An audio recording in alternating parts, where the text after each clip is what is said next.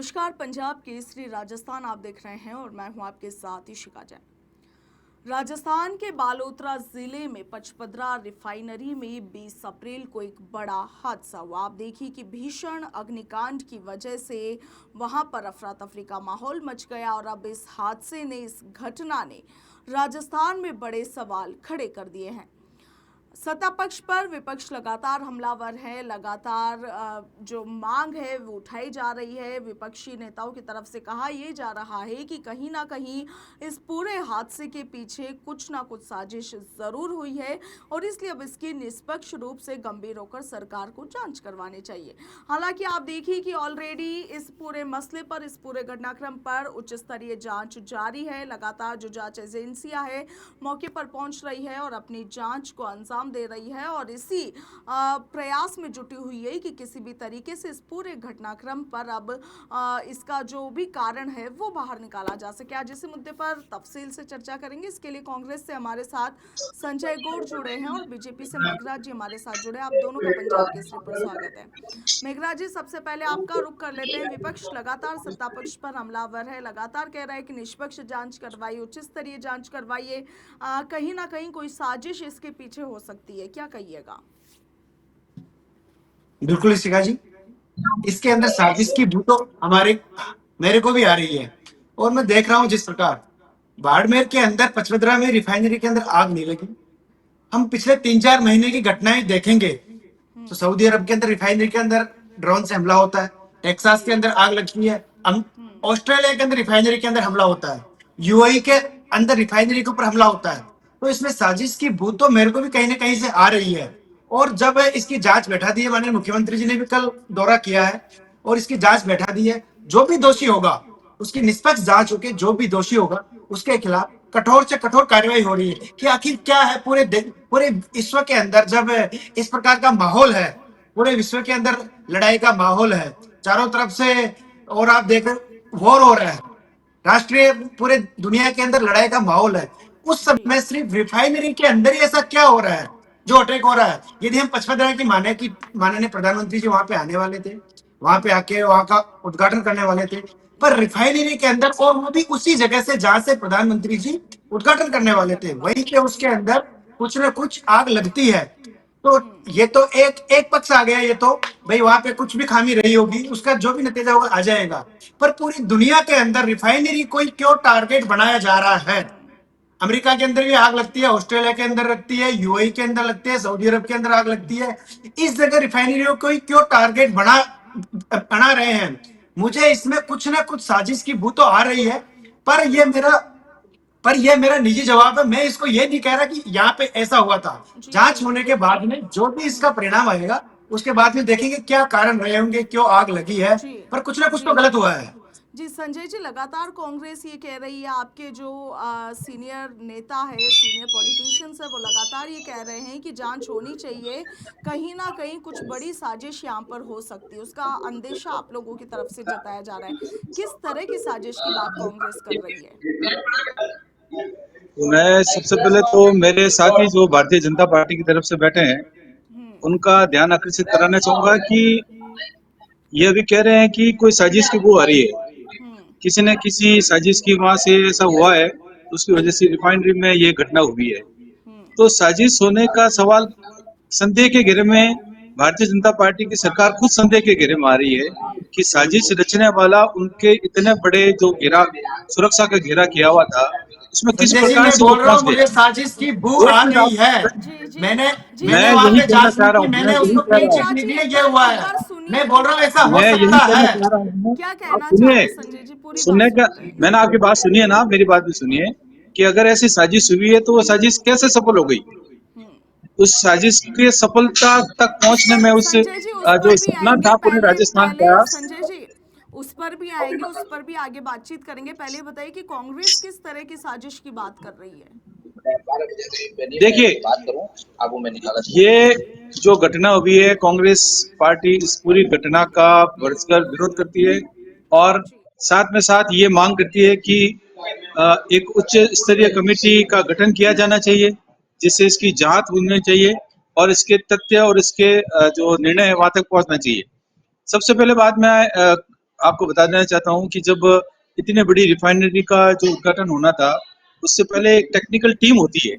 वो technical team एक NOC प्रदान करती है उस जगह का इनॉग्रेशन करने के लिए, जी, कि भाई ये हमने इसको पूरा टेक्निकली जो है वो देख एनालिसिस कर लिया है, लिया है जांच परख और लिया है। कहीं जी। पर भी किसी प्रकार की कोई खामी नहीं है, आप इसका जो है वो उद्घाटन कर सकते हैं, ये हमारी तरफ से एनओसी है। बिल्कुल। तो मैं सबसे पहले ये पूछना चाहूंगा कि कमिटी ने क्या इस प्रकार की कोई एनओसी वहां से इश्यू करवाई है? अगर करवाई है तो उन अधिकारियों को पकड़ना चाहिए जिन्होंने उस जो इतने बड़े रिफाइनरी का जो क्षेत्र था जहां पर ये घटना घटित हुई है, तो वहां उन्होंने वो एनओसी किस बिहाफ पे, किन बिंदुओं को आधार मानते हुए वो एनओसी प्रदान की है। तो ये सब जो तथ्य हैं वो सामने आते हैं कि हमने, जैसे मैंने कल भी एक बात कही थी कि आनंद फानंद में ये सारी चीजें हुई है। असम के चुनाव में, दूसरे राज्यों में होने वाले चुनाव में भारतीय जनता पार्टी इसका पूरा जो है वो फायदा लेना चाह रही थी, ठीक है। इसलिए संजय जी, दूसरी बात की वहां पे रिफाइनरी आग जो है लगी है, इसमें दूसरी, चुनावी सुनिए सुनिए फायदा मत बनाओ सुनिए इसको सुनिए सुनिए, आप। मेघराज जी, मैं इसी का जी चुनावी, कांग्रेस आप मेघराज मेरी जी, बात संजय जी सुनिए, को ये आदत तो है। सुनने एकदम का सही वादा है रखिए, सुनने मेघराज का जी। वादा रखिए आप। संजय 2 मिनट जी, मुझे बोलने सुनिएगा दीजिए। मेघराज जी, ये बात तो ऑटोमेटिक एकदम सही है पूरा कि जो प्लान जहां था, भी मैडम पीएम एक मोदी मिनट, का दौरा होता है, जब किसी दैट प्रधानमंत्री का दौरा होता है, तो उससे कई मैं घंटों मैं उसी पहले बात ही पे आ रहा हूँ पूरी मैडम, जांच मैं पड़ताल की उसी संजय बात जी, पे आ इसको रहा आप हूँ कि चुनाव से जोड़ के मत सिक्योरिटी जो देखिए। टीम थी वो वहां रिफाइनरी पहुंच जाती है, को लेकिन पूरी महज फुल्लू 24 घंटे पहले इतना फुल्ली, बड़ा हादसा हो गया, मैं किसी को ये कानो कान मैं यही खनन तक बात नहीं कहना चाह रहा लगी। हूँ। मैं संजय मैडम जी, यही कहना चाह रहा ये हूँ कि हमला रिफाइनरी का जो पूरा न केवल प्रोजेक्ट था रिफाइनरी पे वो हुआ है, हैवी पर देश टेक्नोलॉजी से की बना हुआ ऊर्जा था, सुरक्षा के फुल्ली ऊपर भी ऑटोमेटिक एक था। उसमें भी एक खामी आई है। आप इसको चुनाव से जोड़ के मत देखिए। चुनाव चुनाव इस समय देखिए, देश में है, पर आप जो आपका जो ये एंगल आप है भी ना, जानते हैं और आप इसको चुनाव में फिट मत आपके अंदर करिए। तक भी जानते हैं कि प्रधानमंत्री जी किन किन छोटी चीजों को चुनाव के मुद्दे करते हैं, किया वो किया, तो इसका कहीं ना कहीं आप लोग संजय जी, चुनावी फायदा लेने ये वाले थे। संजय जी ये वन तो ठीक मिनट। है, ये सुनिए, संजय जी, ये मैं आपसे टेक्निकली पूछना कोई चाहता ऐसा हूँ, मिस्टेक हो गई, यदि उसकी वजह संजय से जी, ये जो है वो रिफाइनरी में आग लग गई और ये मुद्दा आपके हाथों से फिसल गया।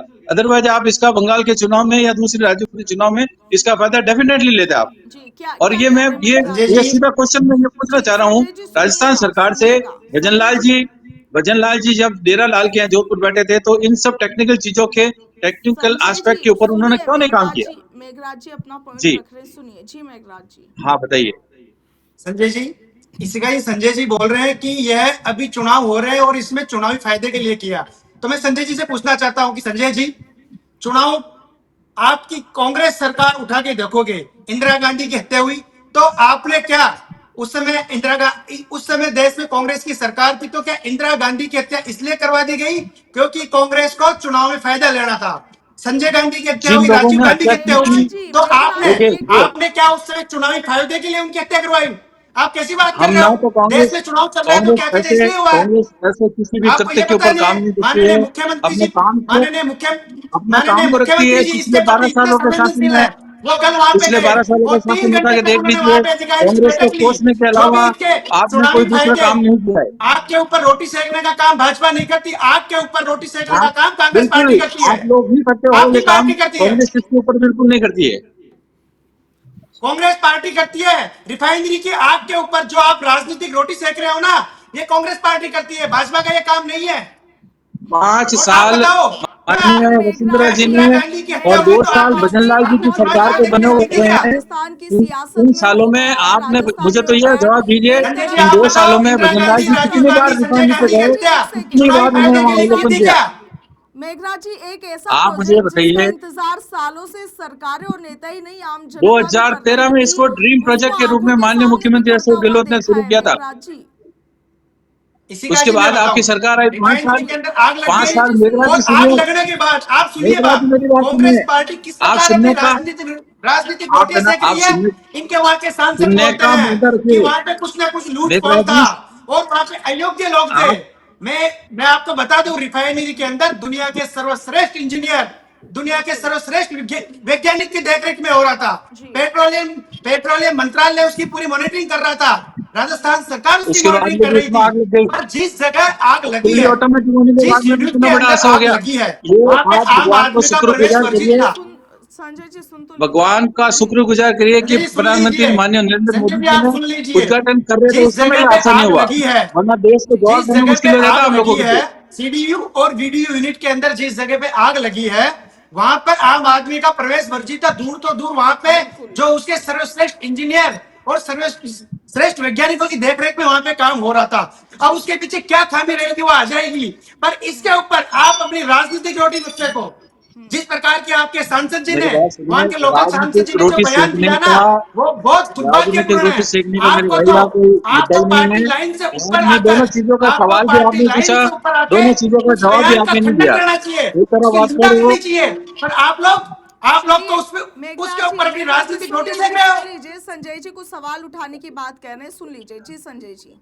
आप ये लोग क्या मैडम किसी को बोलने नहीं देते। मैं इनसे पूछना चाह रहा हूँ, जी अभी बताइए। आप मेघना जी ने ये दो बातें कही थी कि दुनिया के सर्वश्रेष्ठ इंजीनियरों और टेक्नीशियनों के साथ में और बिल्कुल सुरक्षित जो इकाइयां थी जहां पर माननीय प्रधानमंत्री जी उद्घाटन करने वाले थे, फिर भी दुनिया के सर्वश्रेष्ठ टेक्नीशियनों और इंजीनियरों के होते हुए भी अगर इस तरह की घटना होती है और सुरक्षित घेरा होने के बावजूद भी ये कह रहे हैं कि वहां पर हमें बू आ रही है, किसी किसी ने वहां पर कर दी है।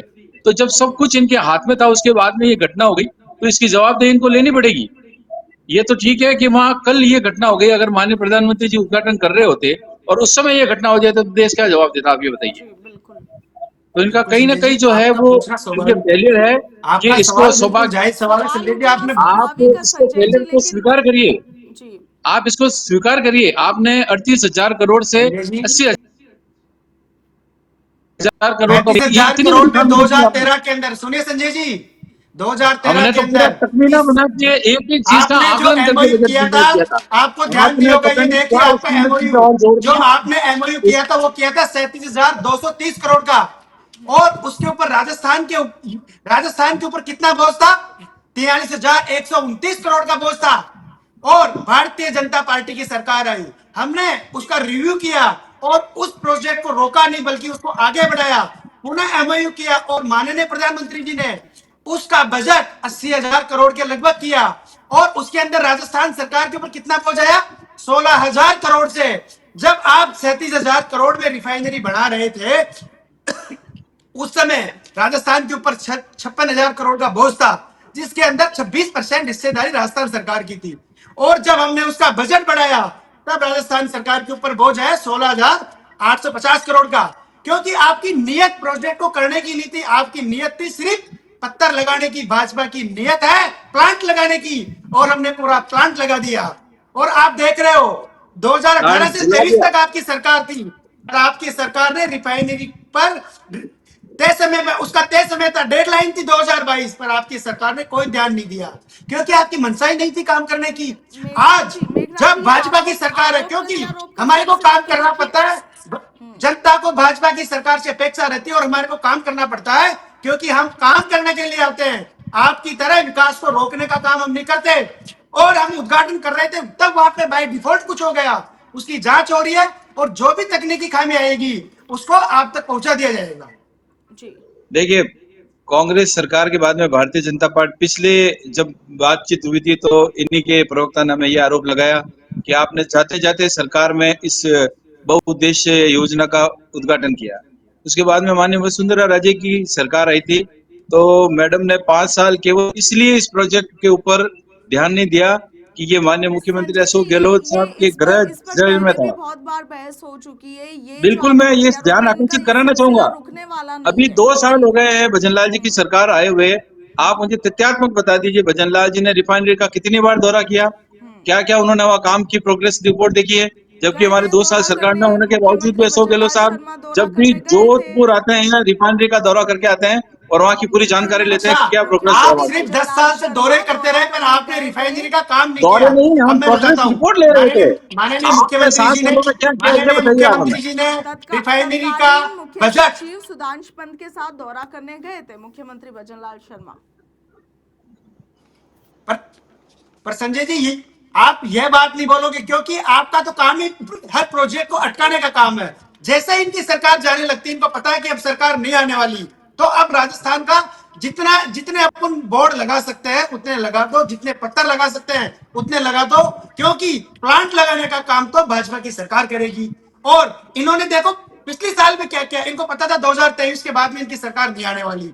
इन्होंने राजस्थान में इतने फीते काट दिए, इतने उद्घाटन कर दिए, और सबको ठंडे रास्ते में छोड़ के चल गए। न कोई इनकी ठोस प्लानिंग थी, न कोई उसका ठोस पैसों का आधार था। फंडिंग कहां से होगी? इतना बड़ा प्रोजेक्ट है, पैसे कहां से आएंगे? कितनी एनओसी लेनी पड़ेगी? कोई इनका प्लान नहीं था। इनका काम था सिर्फ प्लान पत्थर लगाने का। राज्यों और से आज हम बहुत उस बहुत रिफाइनरी शुक्रिया। को ये जो बहस है, आप देखिए कि राजस्थान में पचपदरा रिफाइनरी का ये मुद्दा अब गर्मा गया है। पक्ष और विपक्ष आमने सामने हैं। आरोप प्रत्यारोप का सिलसिला लगातार चल रहा है। उधर आप देखिए कि जांच एजेंसियां गंभीर तरीके से इस पूरे मसले की जांच में जुट गई है। सीसीटीवी फुटेज से लेकर हर एक चीज का बारीकी के साथ निरीक्षण किया जा रहा है। अब देखना यह होगा कि इस पूरी जांच में इस मसले को लेकर क्या कुछ निकल कर सामने आता है। फिलहाल के लिए इतना ही। नमस्कार।